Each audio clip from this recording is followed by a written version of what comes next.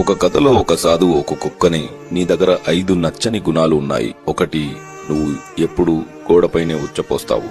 2, భిక్షగాళ్లను చూసి అరుస్తావు. 3, వెళ్తున్న వాహనాల వెంట పరిగెడతావు.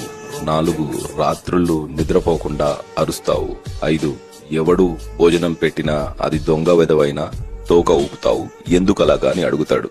దానికి కుక్క, నేను గోడ మీద లేక ఎవరూ తిరగని చోటులో ఎందుకు ఉచ్చపోస్తాను అంటే, భోజనం భూమి పైన పెడతారు కాబట్టి ఆ ప్రదేశాన్ని శుభ్రంగా ఉంచాలని. భిక్షగాళ్లను చూసి ఎందుకు అరుస్తానంటే, కష్టపడి పని చేయకుండా ఎదటి వారిని ఎందుకు యాచిస్తున్నారని కోపంతో అరుస్తాను. వెళ్తున్న వాహనాల వెనకాల ఎందుకు పరిగెడతానంటే, అతి వేగంగా వెళ్లడం వల్ల ప్రమాదమే కాని ఎలాంటి ఉపయోగం ఉండదని చెప్పడానికి.